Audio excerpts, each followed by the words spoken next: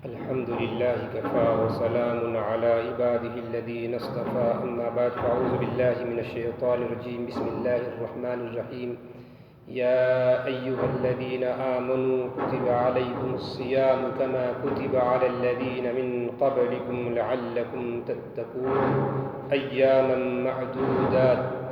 وقال النبي صلى الله عليه وسلم في الجنة 8 أبواب منها يسمى الريان لا يدخله إلا الصائمون. وعن أبي هريرة رضي الله تعالى عنه قال قال النبي صلى الله عليه وسلم من أفطر يوما من رمضان من غير رخصة ولا مرض لم يقضه صوم الدهر كله وإن صام أو كما قال عليه الصلاة والسلام.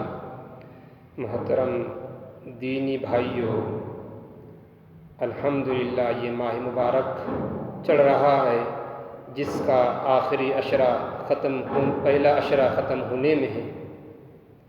بزرگوں اور دوستوں، اس ماہ کی بڑی فضیلت ہے. اللہ پاک قرآن کریم میں فرماتے ہیں اے وہ لوگوں جو ایمان لائے، تم پر روزے فرض کیے گئے. اور یہ اس امت کی خصوصیت نہیں ہے کہ اس امت پر روزے فرض کیے گئے، بلکہ اللہ پاک فرماتے ہیں من قبلکم کما کتب علی الذین من قبلکم، تم سے پہلے امتیوں پر بھی روزے فرض کیے گئے تھے، لہٰذا اس امت محمدیہ پر بھی روزے فرض کیے گئے. وہ روزہ کسے کہتے ہیں؟ روزے کو عربی میں صوم کہتے ہیں. صوم کے لفظی معنی تھے امساک، رکنے کے، بچنے کے. اصطلاحی شریعت میں روزہ کہتے ہیں صبح سے لے کر شام تک، یعنی صبح صادق سے لے کر غروب آفتاب تک کھانے پینے اور عورت سے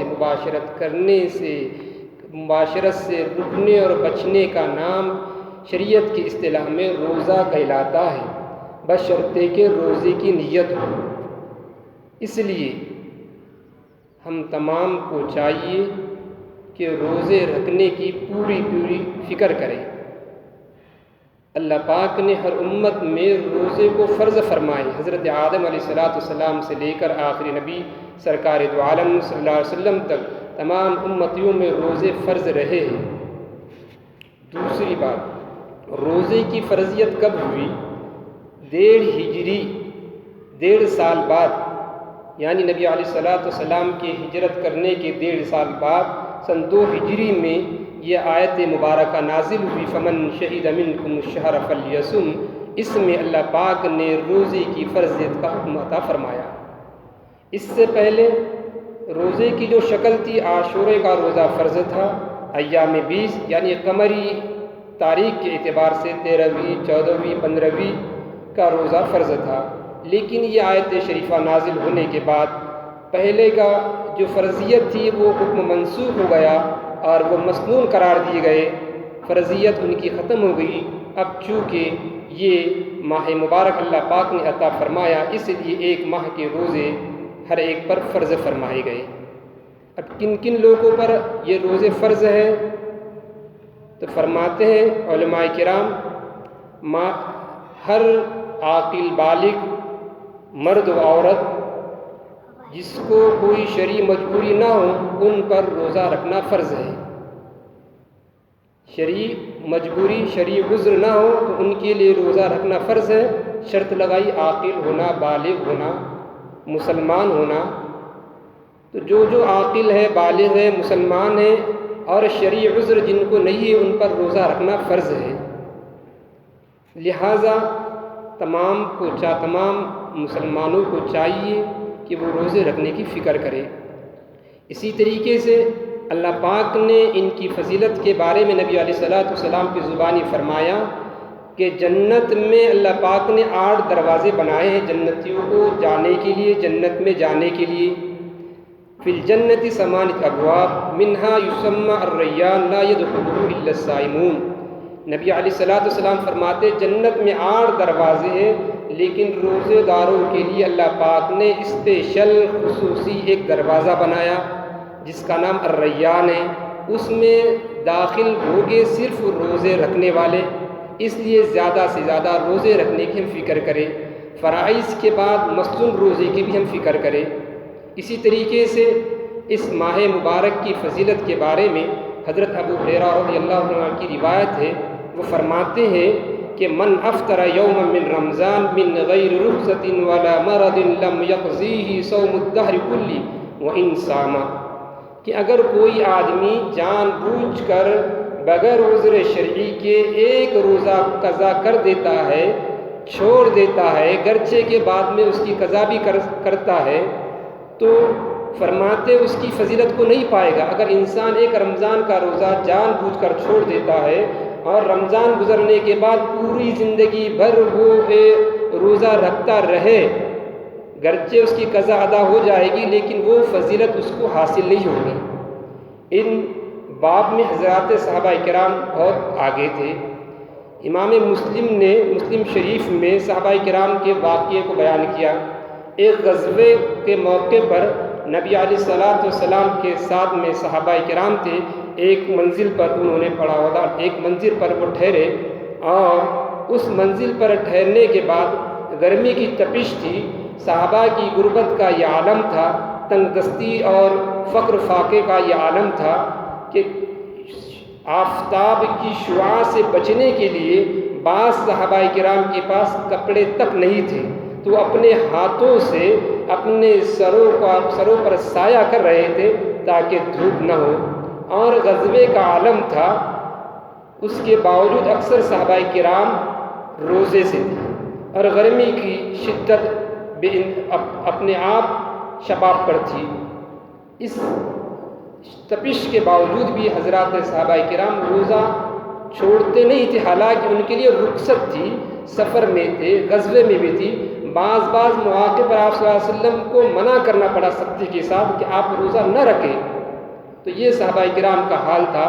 لیکن آج آئیے ہمارے اپنے دور میں اور ہمارے اپنے زمانے میں بطور خاص دیہاتوں میں اکثر وہ بیشتر بغیر کسی شرعی عذر کے، کوئی عذر نہیں، اس کے باوجود بھی ایک بڑا طبقہ آج روزہ نہیں رکھ پا رہا ہے، جبکہ ان حالات میں روزہ زیادہ سے زیادہ انسانوں کو رکھنا چاہیے۔ اس کی فضیلت میں یہ بھی آتا ہے، ایک فرض رمضان میں ادا کر رہے تو 70 فرائض کا ثواب ملتا ہے، ایک نفل اگر انسان ادا کرتا ہے تو ایک فرض کے برابر ثواب ملتا ہے۔ اتنی ساری فضیلتیں ہونے کے باوجود بھی اگر کوئی روزہ نہ رکھے تو بزرگوں دوستو وہ اس کی اپنی محرومی ہے۔ اس لیے ان فضیلتوں کو حاصل کرنے کے لیے اور روزے کو صحیح مکمل سے اللہ کے پاس سے جو انعامات ملنے والے ہیں، ان تمام انعامات کو حاصل کرنے کے لیے روزے کی پوری حفاظت کرنا چاہیے۔ اب روزے کی حفاظت کیسی ہوگی تو اس کے بارے میں نبی علیہ الصلوۃ والسلام نے بہت ساری چیزیں بتائی جس سے روزہ اچھی طرح سے ادا ہو سکتا ہے۔ ان چیزوں میں سے نبی علیہ الصلوۃ والسلام نے فرمایا، روزے میں ان تمام چیزوں سے انسان کو بچنا مسنون ہے جس کے کرنے میں گناہ ہے۔ مثلا ایک چیز فرمائی نبی علیہ الصلوۃ والسلام نے، غیبت کرنا۔ اس لیے ہماری اپنی محفلوں میں لاک ڈاؤن لگا ہوا ہے، سب لوگ گھروں میں محبوس ہیں، تو ادھر کی باتیں نہ کرتے ہوئے بلکہ روزے کی حفاظت کرے اور غیبتوں سے بچتے رہے، جھوٹ بولنے سے پرہیز کرے، چغلی کرنے سے اعتراض کرے، کسی کا ماحل ناحق کھانے سے ناحق طریقے سے لینے سے بچے۔ یہ تمام چیزیں عام حالت میں بھی منع ہے، لیکن روزہ رکھنے کی صورت میں زیادہ ممانعت اس کی بڑھ جاتی ہے۔ کسی کو ظلماً مارنے سے بچنا، دشمنی ریاکاری سے بچنا، اسی طرح ہر مکروہ بات کے سننے سے بچنا، مکروہ کام کے کرنے سے بچنا، روزے دار کو ان تمام چیزوں سے بچنا چاہیے۔ اسی طریقے سے گالی گلوچ کرنے سے بھی بچنا چاہیے، فحش باتیں کرنے سے بھی بچنا چاہیے، نادانی کی باتیں کرنے سے بھی بچنا چاہیے۔ اسی طریقے سے فرمایا سورج غروب ہونے کے بعد روزہ جلد افطار کرنا چاہیے۔ اب روزہ کن چیزوں سے افطار کریں گے، یہ بھی ہمارے نبی علیہ الصلوۃ والسلام نے تعلیم دی کہ کھجور سے افطار کرنا چاہیے، کھجور بھی طاق عدد ہونا چاہیے۔ یہ بھی فرمایا نبی علیہ الصلوۃ والسلام نے کہ کھجور نہ ہونے کی صورت میں میٹھے پانی سے، ٹھنڈے پانی سے افطار کرنا یہ بھی سنت ہے، فإن الماء طہور، کہ بے شک پانی پاک ہے۔ اسی طریقے سے فرمایا افطار کے بارے میں کہ دعا کس وقت کی جائے، افطار کی دعا کیا ہے۔ ابو داؤد شریف میں فرمایا ابو داؤد شریف میں لکھا ہے اللہم لک صمت وعلی رزقک افطرت، کہ اے اللہ میں نے تیرے ہی لیے روزہ رکھا اور تیرے دیے ہوئے رزق سے افطار کیا۔ یہ دعا ابو داؤد شریف میں لکھی ہے۔ اور دارالعلوم دیوبند کے شیخ الحدیث حضرت مولانا مفتی سید احمد صاحب پالن پوری دامت برکاتہم فرماتے ہیں کس وقت دعا قبول ہوتی ہے، تو روایتوں کے اندر آتا ہے کہ افطار کے وقت۔ تو جو لوگ افطار سے پہلے دعا کرتے ہیں تو وہ افطار کا وقت نہیں ہے، افطار کا وقت وہ ہے جب اذان ہو جائے یا سارن بجا دی جائے یا اعلان کیا جائے کہ افطار کا وقت شروع ہو چکا ہے، اس وقت دعا کرنا، اس وقت کی دعا قبول ہوتی ہے۔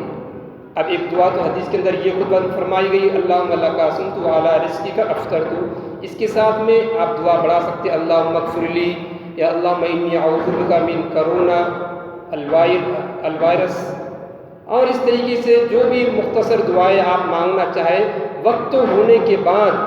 یہ وقت ایسا ہے جس میں دعا قبول ہوتی ہے، اس لیے افطار کا وقت ہونے کے بعد دعا کرنا چاہیے، چاہے مختصر سی ہو۔ پہلے بھی دعا آپ کر سکتے ہیں، لیکن ہوتا یہ عمومی اعتبار سے کہ انسان 10 منٹ 20 منٹ پہلے سے دعا میں بیٹھتا ہے، اور جیسے افطار کا وقت شروع ہونے کے قریب آتا ہے دعا سے اٹھ جاتے ہیں اور دسترخوان پر بیٹھ جاتے ہیں۔ تو یہ ٹھیک نہیں ہے۔ جب افطار کا اعلان ہو جائے یا وقت ہو جائے اس وقت دعا کریں، چاہے دعا مختصر سی ہو۔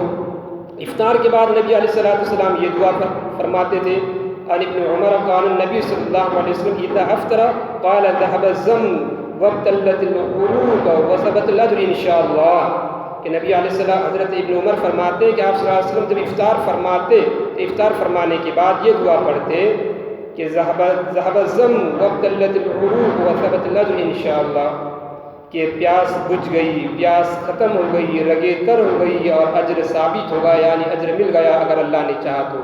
اس لیے یہ بھی فرمایا نبی علیہ الصلوۃ والسلام نے کہ سحری کے اندر تاخیر کرو اور افطار کے اندر جلدی کرو۔ انہ قال ثلاث من سنن المرسلین تاخیر السحور وتعجیل الافطار، کہ سحری کے اندر تاخیر کرنا چاہیے اور افطار میں جلدی کرنا چاہیے۔ اس لیے بزرگوں دوستو، ہم تمام کی ذمہ داری ہے کہ جہاں ہم روزے رکھ رہے ہیں اچھی طرح سے روزے رکھیں اور روزوں کا حق ادا کریں۔ روزوں میں جو چیزیں نبی علیہ الصلوۃ والسلام نے بتلائی ہے، جن چیزوں کو بچنے کا حکم دیا گیا ہے ان چیزوں سے بچا جائے، جن چیزوں سے آپ صلی اللہ علیہ وسلم نے کرنے کا حکم دیا ہے ان چیزوں کو کریں۔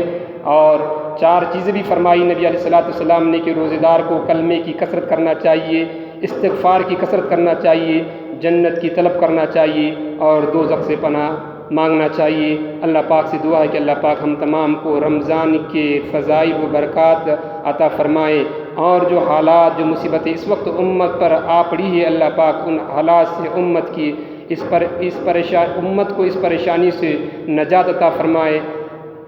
اللہ پاک ہم سب کو سمجھ کر کرنے کی توفیق عطا فرمائے۔ آمین۔ وآخر دعوانا ان الحمد للہ۔